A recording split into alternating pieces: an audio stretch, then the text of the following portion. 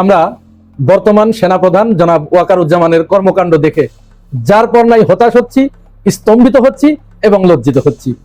আমাদের কাছে মনে হচ্ছে সেনাপ্রধান ওয়াকারুজ্জামান তিনি কি ক্যান্টনমেন্টকে বাংলাদেশ থেকে আলাদা রাষ্ট্র ঘোষণা করেছে? ক্যান্টনমেন্ট এবং বাংলাদেশ এটি কি আলাদা দুটি সত্তা? বাংলাদেশ আলাদা একটি রাষ্ট্র, ক্যান্টনমেন্ট কি আলাদা একটি রাষ্ট্র? বাংলাদেশের বর্তমান নির্বাহী প্রধান রাষ্ট্রপ্রধান যেমন প্রফেসর ডক্টর মোহাম্মদ ইউনূস, ক্যান্টনমেন্টের রাষ্ট্রপ্রধান কি ওয়াকারুজ্জামান? আমাদের কাছে এটাই মনে হচ্ছে। আমরা অত্যন্ত গভীর উদ্বেগের সাথে লক্ষ্য করছি আন্তর্জাতিক অপরাধ আদালত যে 25 জন সাবেক এবং বর্তমান সেনা কর্মকর্তাদের, বিভিন্ন বাহিনীর কর্মকর্তাদের বিরুদ্ধে যে ওয়ারেন্ট ইস্যু করেছে, গ্রেপ্তারি পরোয়ানা জারি করেছে, এর ভিতরে গত দুদিন আগে আইএসপিআর একটি সংবাদ সম্মেলনের মাধ্যমে জানিয়েছে যে তারা 15 জন সেনা কর্মকর্তাকে অ্যাক্টিং, যারা বর্তমান রানিং দায়িত্ব পালন করছে, তাদেরকে তারা তাদের হেফাজতে নিয়েছে। এরই মধ্যে আমরা লক্ষ্য করেছি যে এই যাদেরকে হেফাজতে নেওয়া হয়েছে বলে আইএসপিআর দাবি করলেন, সেনাবাহিনীর পক্ষ থেকে সেনা সদর দাবি করলেন, এখনো পর্যন্ত 24 ঘন্টা পার হয়ে গেছে, তাদেরকে আদালতে হাজির করা হয় নাই, অপরাধ ট্রাইব্যুনালে তাদেরকে হাজির করা হয় নাই। অথচ আমরা জানি বর্তমান সাংবিধানিক যে রুলস রয়েছে, সেখানে কোন কোর্ট বা আদালত যদি কারো বিরুদ্ধে ওয়ারেন্ট ইস্যু করে, গ্রেপ্তারি পরোয়ানা জারি করে, তাহলে তাকে গ্রেপ্তার করে 24 ঘন্টার ভিতরে সেই আদালতে হাজির করতে হয়। এরপরে আদালত ডিসাইড করে তাকে কি জামিন দিবেন, নাকি তাকে ডিটেনশন দিবেন, নাকি তাকে আলাদা কোনো ডিভিশন দিবেন, নাকি অন্য কোনো জায়গায় কি করবেন সেটি আদালত সিদ্ধান্ত দেয়। কিন্তু আমরা ওয়াকারুজ্জামানের কর্মকাণ্ড দেখে এখানে হতভম্ব হয়ে যাচ্ছি। তিনি 24 ঘন্টা পার হয়ে গেলেও দাবি করেছেন যে আমরা সংবিধানের নিয়মের ভিতরেই থাকতে চাই, বাংলাদেশের সংবিধানে যে আইন এবং যে বিচার ব্যবস্থা রয়েছে তার বাইরে যেতে চাই না। অথচ এই সেনা অধিকারীদেরকে গ্রেপ্তার করার 24 ঘন্টা পার হয়ে গেছে, এখনো পর্যন্ত যে সংস্থা, যে প্রতিষ্ঠান এদেরকে ওয়ারেন্ট ইস্যু করেছে, সেই আন্তর্জাতিক অপরাধ ট্রাইব্যুনালে তাদেরকে এখনো পর্যন্ত হাজির করা হয় নাই। উল্টো আমরা যেটা দেখেছি, দেখুন আজকের পত্রিকায় তারা ক্যান্টনমেন্টের ভিতরে একটি পরিত্যক্ত বিল্ডিংকে, ভবনকে অস্থায়ী একটি জেলখানা হিসেবে ঘোষণা করেছে। এই অধিকার কে দিয়েছে?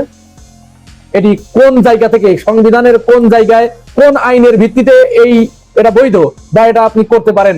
সেনাবাহিনী বা সেনা প্রধান এটা করতে পারে, আইএসপিআর সেনা সদর এটা করতে পারে। এটি বাংলাদেশের জনগণের কাছে পরিষ্কার করতে হবে। তো বাংলাদেশের জনগণের কাছে এটি পরিষ্কার না করে নিজেদের ইচ্ছা মতো কাজ করলে তো সেটি আলাদা রাষ্ট্র বলা যাবে, সেটাকে বাংলাদেশের একটি আলাদা একটি প্রতিষ্ঠান এটাকে বলা যায় না। আপনি আজকে আপনার বাহিনীর লোকদেরকে তাদের সেভ করার জন্য, তাদেরকে সুন্দর জামাই আদরে রাখার জন্য, বিচারিক প্রক্রিয়া থেকে তাদেরকে বিরত রাখার জন্য, তাদেরকে বাঁচানোর জন্য, দণ্ডবিধি থেকে তাদেরকে রক্ষা করার জন্য আপনি যে পায় তারা করছেন। আচ্ছা বলুন তো প্রিয় দর্শক, আমি যদি আপনাদের কাছে প্রশ্ন করি, আপনাদের মাধ্যমে সেনাপ্রধানকে যদি এটি আমরা জানানোর চেষ্টা করি যে আজকে যদি ওই পাহাড়ে কেউ একজন, রাঙামাটি বা চট্টগ্রামের পাহাড়ে কেউ একজন কোন একটা অপরাধ করলো, অপরাধ করার পরে সেইখানের সংস্থা তাকে গ্রেপ্তার করে বলে দিল যে হ্যাঁ ঠিক আছে, আমরা তাকে হেফাজতে নিয়েছি, এই আমার পাহাড়ের ভিতরেই একটা ভালো ঘর আছে, সেখানে আমরা তাকে বন্দি করে রেখেছি, ঢাকায় নিতে হবে না। অপরদিকে রংপুর থেকে কেউ একজন, হয়তো বিএনপির কোনো একটা নেতা, তার বিরুদ্ধে একটা রায় হলো, এবার ওখানকার যিনি নেতা তিনি বললেন যে না, আমার এখানে এই রংপুরে একটা ভালো জায়গা আছে, সেখানে আমি তাকে গ্রেপ্তার করে বন্দি করে রাখলাম। এরপরে মনে করেন বরিশাল থেকে জামাতের কোনো একজন নেতা, তাকে এরকম একটা সাজা হলো, তারা ওখান থেকে বললো যে না, ওই ঢাকা পর্যন্ত নিতে হবে না, আমরা আমাদের নিজেদের তত্ত্বাবধানে এখানে তাকে রাখার মতো ব্যবস্থা করেছি। এটা কি বাংলাদেশ? এটাকে বাংলাদেশ বলে? আপনার এই কর্মকাণ্ড দেখে তো দুদিন পরে সবাই এটা শুরু করবে না, এর নিশ্চয়তা কি? আপনি তো উস্কে দিচ্ছেন, আপনি সেনাবাহিনীকে এবং রাষ্ট্রকে মুখোমুখি দাঁড় করাচ্ছেন। কেন? পরিষ্কার কথা, বাংলাদেশের মানুষ সেনাবাহিনীর প্রতি তাদের যে আস্থা, যে বিশ্বাস, যে ভালোবাসা রয়েছে, এবং সেনাবাহিনীর নাম উচ্চারণ করার সাথে সাথে আমরা বুকে হাত দিয়ে গর্বের সাথে উচ্চারণ করি, আমাদের গর্বের প্রতীক। এখনো পর্যন্ত সেনাবাহিনীর কাউকে দেখলে আমাদের বুকে জড়িয়ে ধরতে ইচ্ছে করে। অথচ সেই সেনাবাহিনীর গুটি কয়েক লোক, দুর্বৃত্ত, গুটি কয়েক সন্ত্রাসী, অস্ত্রধারী, তারা রাষ্ট্রের জন্য নয়, বরং একটি দলকে সার্ভ করতে গিয়ে, একটি দলের পারপাস সার্ভ করতে গিয়ে তারা বাংলাদেশের মানুষের উপরে গণহত্যা চালিয়েছে, রাষ্ট্রবিরোধী কর্মতৎপরতায় তারা লিপ্ত হয়েছিল। তাদেরকে যখন তাদের কৃত অপরাধের কারণে সাজা দেওয়া হয়েছে, আপনি তখন তাদেরকে সেখানে আলাদা করে তাদেরকে ব্রাহ্মণ বানিয়ে সেখানে ব্রাহ্মণের মতো রাখছেন, আর বাংলাদেশের বাকি সবাই নমশূদ্র না। আমরা সেনাপ্রধানের এই প্রচেষ্টাকে তীব্রভাবে ঘৃণা ভরে প্রত্যাখ্যান করি। বাংলাদেশের জনগণ এই ব্যাপারে অবশ্যই সচেতন আছে। এটি ভাবার কোনো সুযোগ নাই যে আপনি যা করবেন, আপনারা যা করবেন বাংলাদেশের জনগণ সেটি মেনে নেবে। এটি মেনে নেওয়ার কোনো সুযোগ নেই। নিয়ম অনুযায়ী তাকে 24 ঘন্টার ভিতরে ওই সংস্থা অর্থাৎ আন্তর্জাতিক অপরাধ ট্রাইব্যুনালের বারান্দায় চৌকাঠ তাকে পেরোতে হবে। আপনি যদি এটি না করেন, নিঃসন্দেহে আপনি আদালত অবমাননা করেছেন। কোন অধিকারে, কার হুকুমে এইখানে ক্যান্টনমেন্টের ভিতরে এই অস্থায়ী জেলখানা নির্মাণ করলেন? সেই নথি বাংলাদেশ দেখতে চায়, সেই নথি বাংলাদেশের জনগণ দেখতে চায়। এটি জনগণের দেখার অধিকার আছে, বাংলাদেশের জনগণকে এটা দেখাতে হবে। আপনি কোন সংস্থার পক্ষ থেকে? স্বরাষ্ট্র মন্ত্রণালয়ের পক্ষ থেকে? স্বরাষ্ট্র মন্ত্রণালয় কোথা থেকে পেল? স্বরাষ্ট্র মন্ত্রণালয় আর আন্তর্জাতিক অপরাধ ট্রাইব্যুনাল তাহলে কি মুখোমুখি? এটি কি আলাদা দুটি সত্তা? স্বরাষ্ট্র মন্ত্রণালয় কি আন্তর্জাতিক অপরাধ ট্রাইব্যুনাল নিয়ন্ত্রণ করে? এখান থেকে যে সিদ্ধান্ত দেয় ওখানে সেটা বাস্তবায়ন হয় এরকম? নাকি আন্তর্জাতিক অপরাধ ট্রাইব্যুনাল নিজস্ব সত্তা, তারা সেখানে যুক্তি, প্রমাণ, দলিল, দস্তাবেজের ভিত্তিতে যে সিদ্ধান্ত নেয় সেইটি বাস্তবায়িত করতে হবে? কোনটা? এটি বাংলাদেশের জনগণের কাছে পরিষ্কার করে বলতে হবে।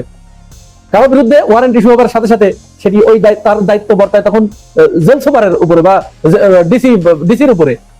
ডিসির কাছে আবেদন জানানো হয়, তখন ডিসি তার সমস্ত খরচ, ভরণ পোষণ সবকিছু জেলা প্রশাসন বা ওই জেল সুপার বহন করে, জেলের পক্ষ থেকে বহন করা হয়। আপনার এত কি দরকার, কি এত আপনার দায় পড়েছে যে আপনি উপযাচক হয়ে আপনি আপনার নিয়োগ করা সেনাবাহিনীকে সেখানে দায়িত্ব দিয়েছেন তাদেরকে পাহারা দেওয়ার জন্য? এটি তো আপনার দায়িত্ব নয়, আপনি এটি করতে পারেন না। তাহলে আপনি কোন অধিকারে এই কাজটি করলেন? আপনি তো স্পষ্টভাবে বাংলাদেশের মানুষের ভিতরে সেনাবাহিনী একটা ব্রাহ্মণ শ্রেণী এবং বাংলাদেশের অন্যান্য সাধারণ নাগরিক যারা আছে, আমরা যারা আছি, তারা প্রত্যেকেই মনে হয় যে আমরা মনঃশূদ্র হয়ে গেছি।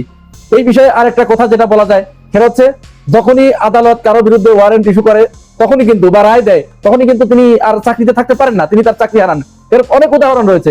যেমন আমরা তৎকালীন আইজিপি শহীদুল হক ছিলেন, আপনারা শহীদুল হক এর আপনার নাম শুনেছেন, তাকে আদালত 2000 টাকা জরিমানা করেছিল। পরে তিনি কিন্তু আর চাকরি করতে পারেন নাই, তার চাকরি চলে গেছে ওইটার কারণে। এমনকি বিএনপি জামাতের অসংখ্য নেতাকর্মীদেরকে গ্রেপ্তার করার পরে তাদেরকে কিন্তু আগে আদালতে হাজির করা হয়েছে। বড় বড় রাজনৈতিক নেতাকর্মীদেরকে গ্রেপ্তার করে প্রত্যেকেই কিন্তু ওই আদালতে হাজির করার পরে তারপরে তারা সেখানে ডিভিশন চেয়েছে, আদালত তাদেরকে সেই ডিভিশন মঞ্জুর করেছে, কখনো করেন নাই। এটি তো আদালতের সিদ্ধান্ত, আদালতেই সিদ্ধান্ত দিয়ে দেবে। তাজুল ইসলাম বলেছে যে যদি তাদেরকে গ্রেপ্তার করা হয়ে থাকে তাহলে অবশ্যই তাদেরকে আন্তর্জাতিক অপরাধ ট্রাইব্যুনালে হাজির করতে হবে। অথচ তারা হাজির করবে কি না করবে, তারা তাদেরকে কোথায় রেখেছে বা কি করে, এখনো পর্যন্ত তাজুল ইসলামকে জানানো হয় নাই, চিফ প্রসিকিউটরকে জানান নাই বা অপরাধ ট্রাইব্যুনালকেও তারা এটি জানান নাই। সুতরাং কে কোন দিকে চলছে, কে কার মতো চলছে? এখানে তো আমরা স্পষ্টভাবে দেখতে পাচ্ছি যে সেনাবাহিনী বা সেনাপ্রধান একদিকে বলছে যে আমরা রাষ্ট্রকে সহযোগিতা করছি, আর অপরদিকে তারা তাদের নিজেদের ইচ্ছা মতো যা খুশি তাই করছে। সুতরাং এটা কোন ধরনের আচরণ? এটি চলতে পারে না। একটি দেশের ভিতরে দুজন রাষ্ট্রপ্রধান থাকতে পারে না। আমরা এটি হতে দিতে পারি না, বাংলাদেশের জনগণ এটি হতে দিতে পারে না। অপরাধীর পরিচয় শুধুমাত্র অপরাধী। যে অপরাধীগুলো, তাদেরকে আমরা জামাইয়া ধরে রাখতে পারি না, ওদের পরিচয় একমাত্র অপরাধী, ওদেরকে আমরা ঘৃণা করি। এই অপরাধীদেরকে আগেই আমরা বলেছি, বাংলাদেশের জনগণ খেপে ওঠার আগে, বাংলাদেশের জনগণ রাস্তায় নামার আগে, নিজেদের ইচ্ছা মতো যাচ্ছে তাই কাজ না করে বাংলাদেশের জনগণকে আপনাদের চাকর না ভেবে বরং আপনারা জনগণের চাকর, এই মনোভাব পোষণ করে তাদেরকে আন্তর্জাতিক অপরাধ ট্রাইব্যুনালে সোপর্দ করুন।